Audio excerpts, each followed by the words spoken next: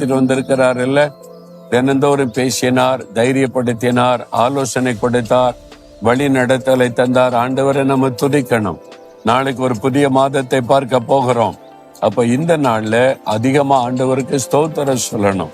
ஆண்டவரே உமக்கு ஸ்தோத்திரம், என்னை பாதுகாத்தீங்க, பலப்படுத்தினீங்க, தாங்குனீங்க, சுகம் கொடுத்தீங்க, ஜெபத்துக்கு பதில் கொடுத்தீங்க, என்கிட்ட பேசினீங்க, என்னை தைரியப்படுத்தினீங்க அப்படின்னு ஆண்டவரை துதிக்கணும். ஒவ்வொரு காரியத்துக்கு காலையில எழுப்பி துதிச்சிங்களா?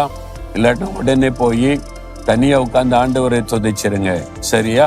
இந்த நாளுக்கு ஆண்டவர் என்ன வசனம் கொடுக்கிறான? பிலிப்பியர் 4:19 என் தேவன் தம்முடைய ஐஸ்வர்யத்தின்படி உங்கள் குறைவை எல்லாம் நிறைவாக்குவார்.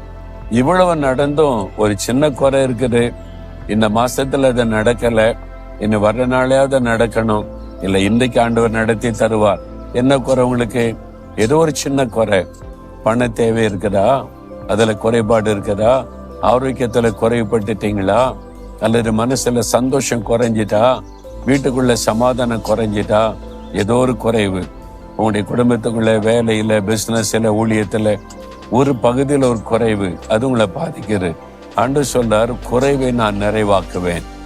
ஆண்டவர் உங்களுடைய குறைவை நிறைவாக்குகிறவர். நம்முடைய வாழ்க்கையில எப்பவுமே ஒரு நிறைவான ஆசீர்வாதம்.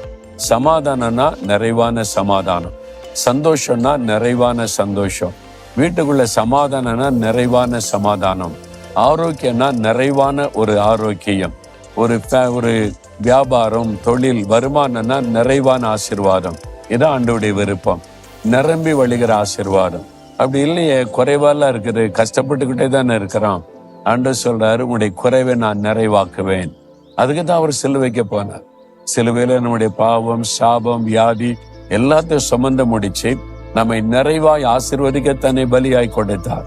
இன்றைக்கு வாக்கு கொடுக்கிறார், என் மகளே உன் குறைவை நிறைவாக்குவேன், என் மகனே உன் குறைவை நிறைவாக்குவேன். எந்த காரியத்துல உனக்கு நிறைவு வேணும், எங்க குறைவுபட்டு இருக்கிற அதை சொல்லு, நான் அதை நிறைவாக்குவேன்.